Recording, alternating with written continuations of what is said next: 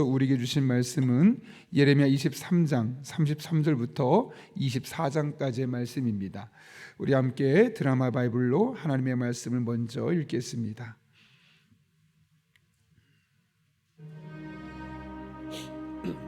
이 백성이나 선지자나 지상이 내게 물어 이르기를 여호와의 엄중한 말씀이 무엇인가 묻거든 너는 그들에게 대답하기를 엄중한 말씀이 무엇이냐 묻느냐.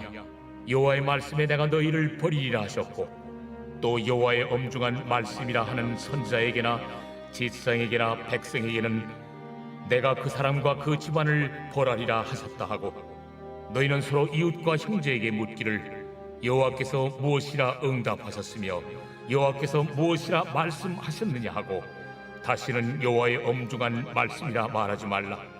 각 사람의 말이 자기에게 중벌이 되리니 이는 너희가 살아계신 하나님 만군의 여호와 우리 하나님의 말씀을 망령되이 사용함이니라 하고 너는 또 선지자에게 말하기를 여호와께서 내게 무엇이라 대답하셨으며 여호와께서 무엇이라 말씀하셨느냐. 너희는 여호와의 엄중한 말씀이라 말하도다. 그러므로 여호와께서 이와 같이 말씀하시되 내가 너희에게 사람을 보내어 너희는 여호와의 엄중한 말씀이라 하지 말라 하였으나 너희가 여호와의 엄중한 말씀이라는 이 말을 하였은즉 내가 너희를 온전히 잊어버리며 내가 너희와 너희 조상들에게 준 이 성읍을 내 앞에서 내버려 너희는 영원한 지옥과 잊지 못할 영구한 수치를 당하게 하리라 하셨느니라. 제24장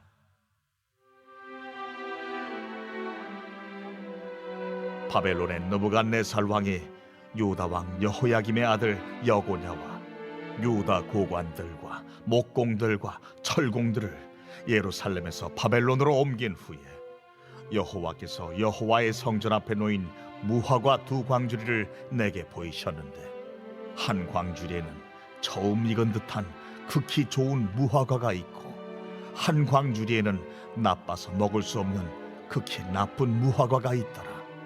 여호와께서 내게 이르시되 예레미야야 네가 무엇을 보느냐. 내가 대답하되 무화과이온데 그 좋은 무화과는 극히 좋고 그 나쁜 것은 아주 나빠서 먹을 수 없게 나쁘니이다 하니 여호와의 말씀이 또 내게 임하니라. 이스라엘 하나님 여호와께서 이와 같이 말씀하시니라. 내가 이곳에서 옮겨 갈대아인의 땅에 이르게 한 유다 포로를 이 좋은 무화과같이 잘 돌볼 것이라. 내가 그들을 돌아보아 좋게 하여 다시 이 땅으로 인도하여 세우고 헐지 아니하며 심고 뽑지 아니하겠고 내가 여호와인 줄 아는 마음을 그들에게 주어서 그들이 전심으로 내게 돌아오게 하리니 그들은 내 백성이 되겠고 나는 그들의 하나님이 되리라. 여호와께서 이와 같이 말씀하시니라. 내가 유다의 왕 시드기야와 그 고관들과 예루살렘의 남은 자로서 이 땅에 남아있는 자와 애굽 땅에 사는 자들을 나빠서 먹을 수 없는 이 나쁜 무화과같이 버리되 세상 모든 나라 가운데 흩어서 그들에게 환난을 당하게 할 것이며 또 그들에게 내가 쫓아보낼 모든 곳에서 부끄러움을 당하게 하며 말거리가 되게 하며 조롱과 저주를 받게 할 것이며 내가 칼과 기근과 전염병을 그들 가운데 보내 그들이 내가 그들과 그들의 조상들에게 준 땅에서 멸절하기까지 이르게 하리라 하시니라. 아멘. 늘 말하는 거지만 신앙은 관계입니다. 특별히 그 모든 관계, 다양한 관계 속에서 하나님과의 관계가 정말 중요한데 하나님과의 관계가 어떠냐에 따라서 사람과의 관계 또 일을 하는 나의 모습도 달라질 수 있습니다. 그런 맥락에서 좋은 신앙인은 근본적으로 필연적으로 인간관계도 좋아질 수밖에 없습니다. 그리고 일을 해나가는 방식도 다른 사람과 다를 수밖에 없습니다. 왜냐하면 그 모든 삶의 기준이 하나님이기 때문에 그렇습니다. 그러므로 자신이 기준이 되어 서로 경쟁하는 세상, 이 사회 속에서 우리가 빛과 소금된 사람들로서 그 역할을 잘 감당하며 선한 영향력을 주고 좋은 관계를 맺으며 살기를 원한다면 하나님과의 관계를 잘 먼저 점검하고 조정하고 바르게 세워가는 과정이 우리에게 필연적으로 필요합니다. 오늘 본문의 말씀, 우리에게는 구약의 무화과 나무로 알려져 있습니다. 무화과 비유로 알려져 있습니다. 구체적인 내용은 이렇죠. 바벨론의 느부갓네살 왕이 유다를 정복하고 왕 여고냐는 여호야긴이라는 왕인데요. 이 여호야긴이라는 이름의 또 다른 이름, 별명입니다. 여고냐와 고관들 그리고 전문적인 직종을 갖고 있었던 목공들과 철공들을 포로로 잡아 바벨론에 데려갔습니다. 왜냐하면 이들은 그 당시에 영향력 있는 사람들이었기 때문에 반란을 도모할 수도 있다고 생각했기 때문에 그랬죠. 근데 바로 그때 하나님께서 예레미야에게 한 가지 환상을 보여주는데 그 환상은 한 광주리에는 극히 좋은 무화과 나무가 있고 또 한 광주리에는 나쁜 무화과가 들어있는 겁니다. 하나님께서 너 지금 무엇 보고 있니? 라고 물으신 이후에 이 무화과가 무엇을 의미하는지 설명하는데요, 여기서 보게 되면 4절부터 7절까지는 좋은 무화과에 대해 설명하고 8절부터 10절까지는 나쁜 무화과에 대해서 말씀하고 있습니다. 먼저 24장 4절부터 7절까지 말씀을 보게 되면 이 좋은 무화과 나무에 대해서 설명하고 있는데 5절을 보게 되면 하나님께서 바벨론의 포로로 잡혀갔던 사람들을 좋은 무화과 같이 보살펴 주겠다라고 말씀합니다. 그리고 6절을 보면 다시 이 땅으로 인도하여 세우겠다고 하시죠. 여러분, 이게 도대체 무슨 말이겠습니까? 지금 바벨론에 포로로 잡혀가 있는 사람들을 다시 예루살렘 땅으로 돌아오게 하겠다는 거죠. 그리고 다시는 이런 일을 겪지 않도록 그 나라 그 백성을 잘 세워주시겠다 하나님께서 약속하고 있는 겁니다. 참 감사한 선언이죠. 그런데 사실 이 궁극적인 목적은 오늘 본문 7절에 기록되어 있습니다. 왜 이런 일을 하시는지 7절 같이 한번 읽어볼까요? 시작.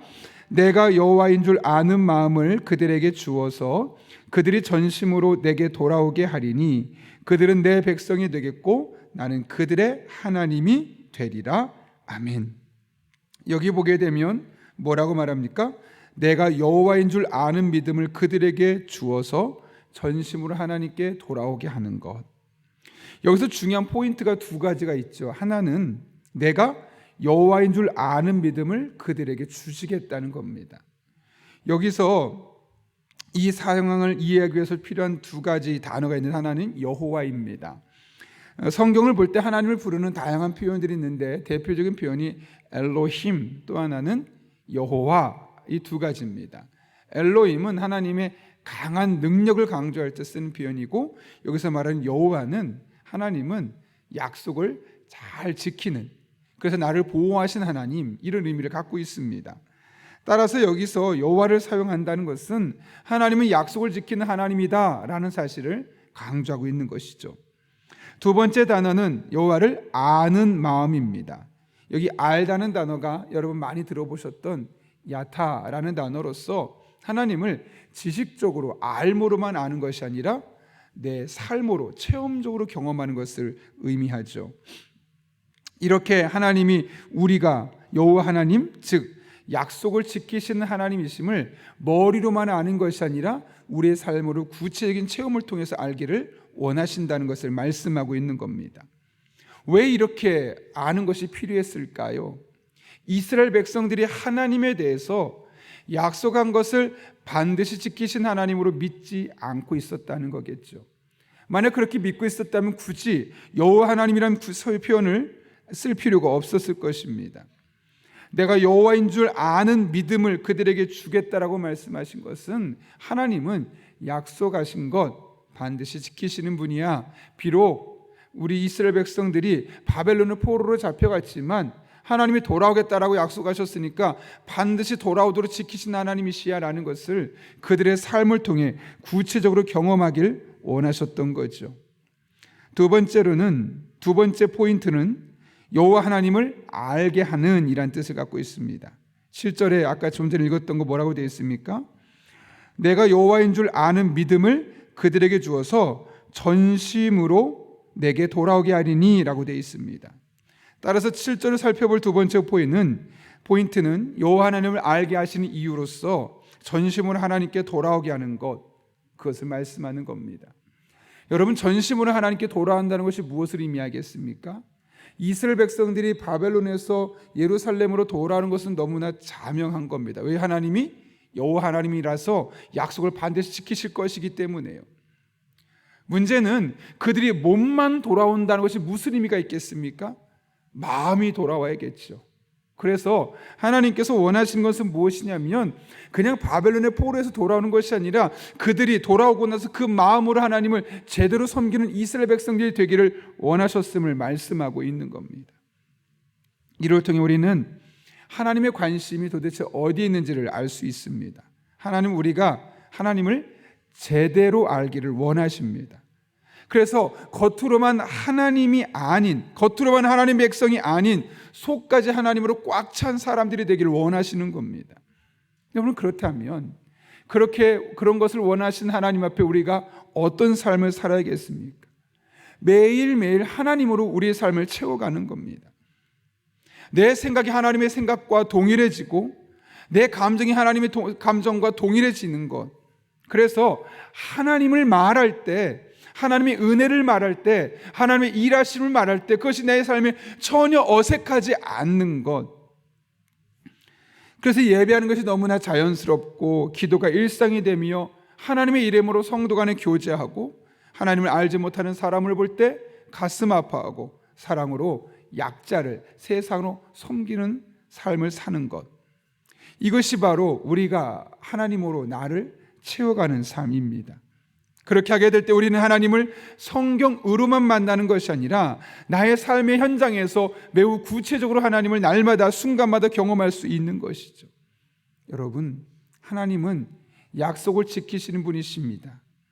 오늘 성경에서 하나님이 이 사실 우리에게 말씀하시기 위해서 여호와 하나님을 아는 믿음을 그들이 갖기를 원하셨던 것이죠. 창세기에서 아담과 하와가 지은 죄를 용서하고 구원하겠다 약속하신 하나님께서 그 약속을 지키시기 위해서 어떻게 하셨습니까? 하나밖에 없는 아들 예수님까지 이 땅에 보내시고 십자가에 못 박게 하실 정도로 그분의 약속은 어떻게 하든 지키신 하나님, 결코 변개치 아니하신 하나님, 회전하는 그림자도 없으신 하나님이라고 성경은 우리에게 분명하게 말씀하고 있습니다. 그러므로 여러분이 보기에는 더디어 보일지라도, 여러분이 보기에는 전혀 생뚱맞은 방법으로 하나님이 일하신 것처럼 보인다 할지라도 하나님은 항상 약속하신 바를 따라 여러분들의 삶 가운데 일하고 계심을 잊지 마시기 바랍니다. 그리고 그 하나님 끝까지 신뢰하며 우리에게 주어진 일상을 믿음으로 살아갈 수 있기를 바랍니다. 약속하신 대로 일하시는 그 여호와 하나님을 여러분 한 분 한 분의 삶 가운데 날마다 순간마다 경험하게 될 것입니다. 이어지는 8절부터 10절까지의 말씀은 나쁜 무화과에 대한 이야기인데요. 8절을 보면 하나님께서 포로로 잡혀가지 않고 이 땅에 남아있는 자들을 나쁜 무화과 같이 버리고 그들에게 환난을 주겠다라고 말씀하십니다. 여러분, 도대체 왜 그러는 걸까요? 왜 바벨론의 포로로 잡혀간 사람들은 좋은 무화과처럼 하나님이 돌봐주신다고 말씀하시고 이 땅에서 예루살렘 성에 남아있던 사람들은 하나님의 나쁜 무화과가 되어서 그들을 심판하시고 그들을 벌 주겠다고 말씀하시는 걸까요? 그들은 사랑하지 않는 걸까요? 바벨론에 사로잡혀간 똑똑한 사람들, 전문적인 사람들, 유능한 사람들만 하나님을 사랑하고 이 땅에 남아있었던 상대적으로 조금 나쁜 직업, 유명하지 못한 사람들, 능력이 조금 떨어지는 사람들은 하나님이 차별하고 그들은 미워하는 것일까요? 하나님도 우리처럼 잘난 사람만 좋아하고 조금 상대적으로 못난 사람들은 미워하는 걸까요? 그렇지 않죠. 하나님께서 왜 그렇게 하시는지를 알려면 그 당시에 바벨론의 포로로 잡혀가지 않고 예루살렘 성에 남아있었던 사람들이 어떤 사고방식을 가지고 살고 있었는지를 보면 알 수 있습니다. 에스겔서 11장에 보게 되면 그들이 갖고 있었던 사고방식에 대해서 이렇게 말씀하는데요. 11장 11절과 12절입니다. 이 성읍은 너희 가마가 되지 아니하고 너희는 그 가운데 고기가 되지 아니할지라. 내가 너희를 이스라엘 변경에서 심판하리니 너희는 내가 여호와인 줄 알리라. 너희가 내 율례를 행하지 아니하며 규례를 지키지 아니하고 너희 사방에 있는 이방인의 규례대로 행하였느니라 하셨다 하라. 하나님께서 말씀하고 있는 겁니다. 하나님께서 이스라엘 백성들, 포로로 잡혀가지 않고 있는 사람들, 예루살렘에 남아있던 사람들, 그들을 심판하시는 이유를 분명히 말씀하고 있는 거죠. 그들이 갖고 있던 사고방식은 잡혀간 사람들은 잘못했기 때문에 그래. 우리가 뭔진 모르지만 그들은 나쁜 짓에서 잡혀간 거고, 우리가 이 땅에 남아있다는 것은 우리는 그들에 비하면 상대적으로 그렇게 나쁜 사람 아니야. 그러니 우리는 그런 나쁜 심판당하지 않을 거야. 그러면서 마음도 몸도 편안해지기 시작했고, 그 결과는 무엇입니까? 하나님의 말씀을 버리고 지키지 아니하고 옆에 있는 이방인들의 삶의 방식을 받아들였다는 겁니다. 당시 아수르나 바벨론이 취했던 방법이 뭐냐면, 내가 이 땅을 정복하면 그 사람들을 포로로 잡아가고 그 땅에 부족한 사람들을 옆에 있는 본인들이 정복했던 다른 나라 사람들로 채워 넣는 겁니다. 그래서 그들이 신앙적으로 구심점을 이루지 못하도록, 하나님을 떠나도록 그런 방법을 썼던 것이죠. 그러면서 우리는 잡혀가지 않았으니까 괜찮은 사람들, 잡혀간 사람들은 우리는 정확하게 알지 못하지만 나쁜 짓을 한 사람들, 이렇게 이분법적으로 생각했던 것이죠. 그리고 그것은 하나님의 말씀을 지키지 않고 이 세상 사람들에게 어울리며 그들의 문화에 녹아 들어가게 되었던 겁니다. 하나님의 말씀을 버리고 세상 가치관을 따라 그들과 똑같아졌음을 말씀하고 있는 것이죠. 세상의 평안함과 안락함이라는 마약에 취해서 이 세상에 하나님의 백성으로서의 사명을 외면하고 말씀을 따라 살아가는 것이 귀찮아지는 겁니다. 그리고 이것이 그들의 비극의 시작이 되었습니다. 여러분, 하나님의 말씀을 듣는 것이 귀찮아질 때, 새로운 말씀을 들음에도 불구하고 늘 같은 말씀처럼 들려지게 될 때, 그래서 말씀 없이 살아감에도 불구하고, 말씀을 듣지 않고 살아감에도 불구하고 하루를 살아가는 것이 아무런 불편함을 느끼지 않을 때, 사실 그때가 몸으로는 편안하게 내 시간을 활용할 수 있는 것처럼 보이지만 영적으로는 가장 위험한 때입니다. 여러분의 삶에 큰 문제가 없이 잘 흘러가고 있습니까? 말씀 없이 살아가는데도 뭔가 문제가 생기지 않고 그래도 살만하다고 생각하십니까? 조심하십시오. 하나님의 경고장입니다. 그러므로 평안한 삶을 위해 기도할 것이 아니라 내 삶에 하나님의 말씀 앞에 떨 수 있는 은혜, 하나님의 말씀을 들으면 들을수록 똑같은 말씀인데 아침마다 새롭고 또 새롭게 들려지는 은혜, 그런 은혜를 구하는 것이 우리 그리스도인의 삶이 되어야 하겠습니다. 그럴 때 우리는 세상에 취하고 환경에 취하지 아니하고 늘 말씀에 취하여 하나님의 은혜에 취하여 하나님과 동행하는 삶을 살아갈 수 있는 것이죠. 바라기는 여러분 한 분 한 분 평안한 삶이 여러분의 삶의 목적이 아니라 하나님의 은혜에 감격하고 말씀에 떨고 하나님과 함께하는 삶이 여러분의 삶의 목적이 되는 그런 주의 성도들 될 수 있기를 예수님의 이름으로 축원합니다. 함께 기도하겠습니다. 거룩하신 아버지 하나님, 오늘 하나님의 말씀을 통해 좋은 무화과를 통해서 하나님께서 반드시 약속을 지키시는 분이심을 깨닫게 하신 것 감사합니다. 나쁜 무화과의 이야기를 통해서 평안한 삶이 가장 좋은 삶이 아니요 하나님의 말씀에 떨고 은혜를 사모하는 삶이 가장 복된 삶임을 깨닫게 하신 것 감사합니다. 우리 용인영락교회 모든 성도들은 날마다 순간마다 이 은혜를 경험하고 이 은혜를 누리며 살아가게 하여 주옵소서. 예수님의 이름으로 기도하옵나이다. 아멘. 주님께서 가르쳐준 기도 함께 하겠습니다. 하늘에 계신 우리 아버지, 아버지의 이름을 거룩하게 하시며 아버지의 나라가 오게 하시며 아버지의 뜻이 하늘에서와 같이 땅에서도 이루어지게 하소서. 오늘 우리에게 일용할 양식을 주시고 우리가 우리에게 잘못한 사람을 용서해 준 것 같이 우리 죄를 용서해 주시고 우리를 시험에 빠지지 않게 하시고 악에서 구하소서. 나라와 권능과 영광이 영원히 아버지의 것입니다. 아멘. 오늘 함께 기도하실 때 주신 말씀 붙들고 기도합니다.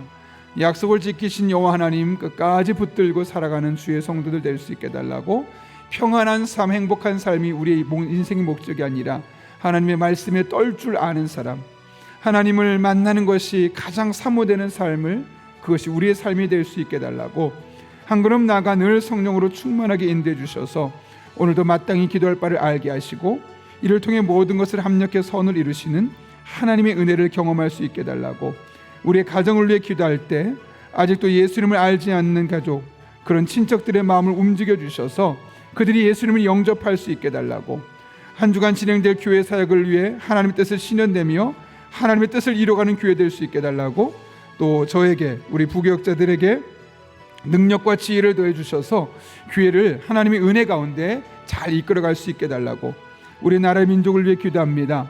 대통령을 비롯한 위정자들이 하나님을 경외함으로 정의와 공의가 흐르는 나라 될 수 있게 해주시고, 정직하고 성실한 그리스도인들이 되어 세상의 빛과 소금의 사명을 감당할 수 있게 해달라고, 이 시간 또 여러분이 가진 기도 제목과 여러분의 기도가 필요한 분들을 위해서 하나님의 도우심을 구하며 함께 기도하겠습니다.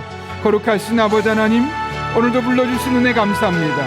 하나님을 바라보고 찬양하며 의지하며 온전한 마음으로 기도하며 나갑니다. 성령으로 충만하게 인도해 주시고, 특별히 주신 말씀을 따라 간절한 마음을 기도할 때 여호와 하나님,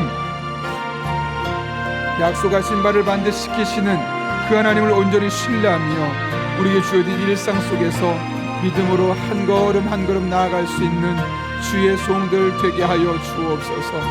아버지 하나님, 무엇보다 간절히 바라고 원하는 것은 우리가 오늘도 성령으로 충만한 성도들 되기를 원합니다.